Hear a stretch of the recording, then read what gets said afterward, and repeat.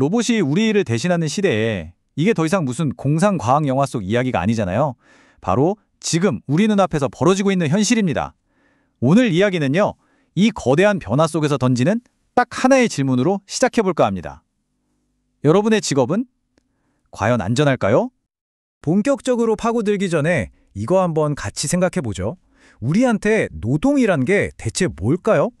보통 우리는 일을 하면서 자아실현도 하고 인간다움을 완성한다 이렇게 배우잖아요. 굉장히 숭고하고 이상적인 가치처럼 들리죠? 근데 정말 그럴까요? 인류 역사를 한번 쭉 거슬러 올라가 보면요. 노동의 본질은 사실 완전히 다른 얼굴을 하고 있어요. 고대 사회에서 노동은 신이 내린 저주, 일종의 형벌이었고요. 고귀한 시민이 아니라 노예들이나 하는 일이었죠. 로마의 귀족들이 멋지게 광장에서 철학을 논할 수 있었던 거. 그거 다 보이지 않는 곳에서 수많은 노예들이 정말 힘들게 일했기 때문에 가능했던 거거든요. 어쩌면 이 노동의 신성함이라는 것 자체가 현대사회가 만들어낸 일종의 환상일지도 모릅니다. 자, 그래서 오늘 우리는 이 복잡한 주제를 총 6파트로 나눠서 아주 깊고 또 자세하게 한번 파헤쳐 보려고 합니다. 노동의 가치에 대한 근본적인 질문부터 시작해서요. 새로운 종의 탄생, 또 거대 기업들의 진짜 속셈, 그리고 일자리를 잃어가면 우리 인간의 현실, 로봇세나 기본소득 같은 대안들, 그리고 마지막으로 인류의 선택이라는 거대한 질문까지 저랑 같이 한번 따라와 보시죠. 그럼 두 번째 파트, 바로 새로운 종의 탄생입니다. 지금까지 AI는 사실 눈에 보이지 않는 그냥 추상적인 지능이었잖아요. 근데 이제는 그 똑똑한 지능이 우리처럼 물리적인 몸을 갖기 시작했다는 겁니다. 이 진화 속도를 한번 보세요. 진짜 놀랍습니다. 불과 몇 년 전 2016년에 알파고가 이세돌 구단을 이겼을 때 우리는 정말 지적인 충격과 공포를 느꼈죠. 그리고 딱 4년 전만 해도 일론 머스크가 테슬라 AI 데이에서 로봇을 처음 공개했을 때 어땠나요? 사람이 쫄쫄이 옷 입고 나와서 춤추니까 전 세계가 비웃었어요. 저거 그냥 쇼 아니냐고요. 근데 지금은요, 그 비웃음이 무색하게도 인간의 모습을 하는 로봇들이 진짜로 걷고 물건을 나르고 공장에서 일을 하고 있습니다. 대표적인 게 바로 아마존 물류창고에 투입된 로봇 디짓이에요. 사람처럼 두 발로 정말 자연스럽게 걷고 무릎을 굽혀서 물건을 집어 올리죠.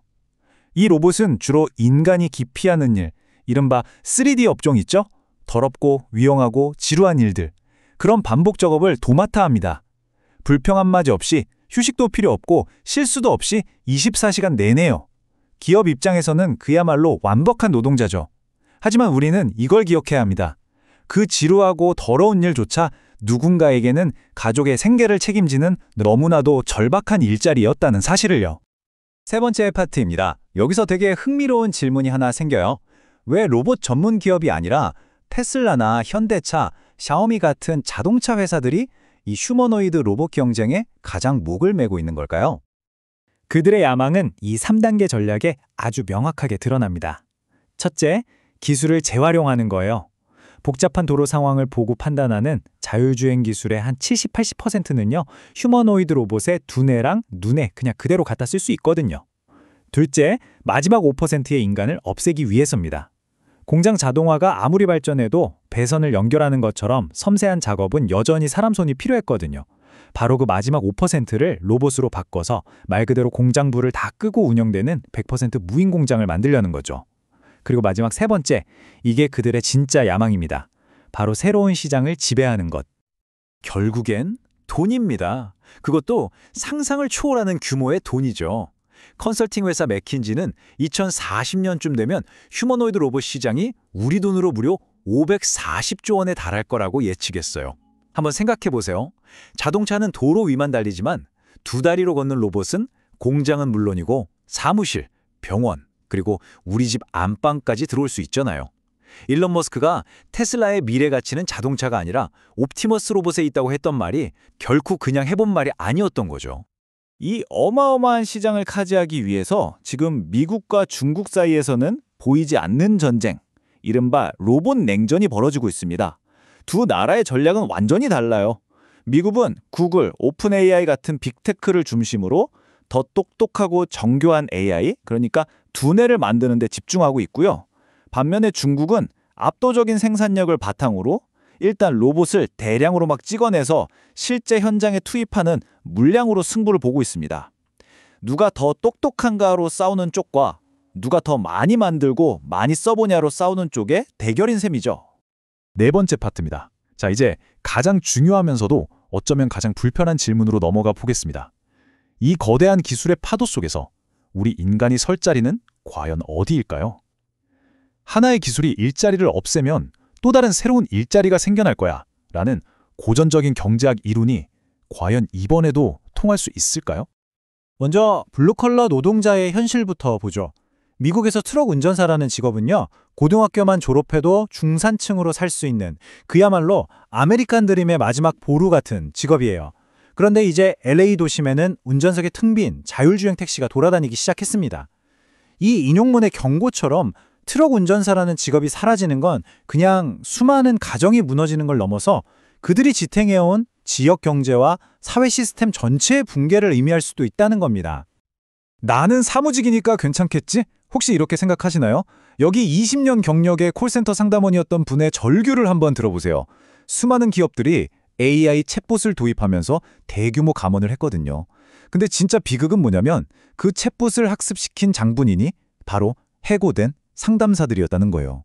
AI가 더 자연스럽게 말하도록 오류를 수정해주고 데이터를 막 넣어줬는데 그 결과가 결국 자기 일자리를 빼앗는 부메랑으로 돌아온 거죠. 정말 내 손으로 내 밥그릇을 뺏을 괴물을 키운 셈이 된 겁니다. 그렇다면 창의적인 영역은 안전할까요? 한 실험에서 웹툰 작가 지망생이랑 AI가 그림 대결을 했는데 AI가 단 3분 만에 프로 수준의 작품을 그려냈어요. 근데 진짜 문제는 속도가 아니에요. 웹툰 업계에서는 이미 배경 그리기나 채색 같은 단순 작업을 AI한테 맡기기 시작했거든요. 이게 뭘 의미하냐면 신입 작가들이 업계에 처음 들어와서 경험을 쌓고 성장할 수 있는 기회, 즉 성장의 사다리 자체가 그냥 걷어차이고 있다는 뜻입니다. 다섯 번째 파트입니다. 이처럼 피할 수 없는 대량 실직의 시대. 그렇다면 우리 사회는 어떻게 적응하고 대안을 찾아야 할까요? 여기서부터는 사회적인 해법, 그리고 우리가 경계해야 할 철학적인 함정에 대해서 이야기해 보겠습니다. 어쩌면 우리는 이미 튜링의 함정이라는 것에 깊숙이 빠져 있는지도 모릅니다. 튜링의 함정이라는 건 뭐냐면요, 인간의 능력을 도와주고 더 강하게 만드는 기술이 아니라 오직 인간을 완벽하게 따라하고 대체하는 기술 개발에만 집착하는 현상을 말해요. AI의 대부라고 불리는 제프리 힌튼 교수가 이렇게 경고했죠. AI를 잘 다루는 한 사람이 10명 몫을 하게 되면 그럼 나머지 9명은 도대체 뭘 해야 하는가? 바로 그 나머지 9명을 위한 대안으로 기본소득 이야기가 나옵니다. 일도 안 하는데 돈을 주면 다들 게을러지는 거 아니냐? 이런 비판이 되게 많았잖아요. 근데 독일에서 실제로 사회 실험을 해봤는데 결과가 정말 놀라웠습니다. 3년 동안 아무 조건 없이 매달 약 180만 원을 줬더니 사람들이 일을 그만두지 않았어요. 오히려 먹고 살기 위해 억지로 하던 노동에서 벗어나서 평소에 진짜 하고 싶었던 사회적으로 가치 있는 일이나 창의적인 활동을 시작하더라는 겁니다. 경제적인 불안이 사라지니까 노동의 의미를 스스로 다시 찾게 된 거죠. 하지만 기본소득 논의는 언제나 이 현실적인 질문 앞에서 딱 가로막힙니다. 이 엄청난 돈을 대체 어디서 마련할 거냐는 거죠. 여기에 대한 가장 유력한 해답으로 로봇세가 아주 진지하게 논의되고 있습니다. 아이디어는 간단해요. 인간 노동자한테 소득세를 걷는 것처럼 인간을 대신해서 돈을 버는 로봇한테도 세금을 매기자는 거죠. 특히 합계 출산율 0.7명 시대, 일할 사람이 없어져서 나라가 없어질까 걱정하는 우리나라 같은 곳에서는요, 로봇이 어쩌면 재앙이 아니라 유일한 희망일 수도 있어요. 로봇으로 부족한 노동력을 채우고 그 로봇에게서 거둔 세금으로 사회를 유지한다.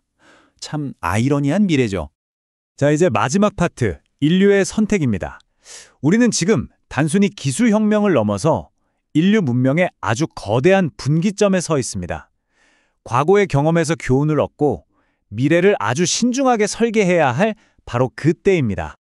이번 AI 혁명은 과거 1차 산업혁명이랑은 본질적으로 다릅니다. 그때 기계는 인간의 근육, 즉 힘을 대체했어요. 그래서 인간은 기계가 할 수 없는 지능을 써서 새로운 직업을 만들어냈죠. 하지만 지금의 AI와 로봇은 인간의 근육이 아니라 지능과 감각 그 자체를 대체하고 있습니다. 인간 고유의 영역이라고 굳게 믿었던 판단, 소통, 심지어 창의력까지 넘보고 있는 거예요. 아주 먼 훗날 우리 후손들은 21세기를 살았던 우리를 어떻게 기억할까요?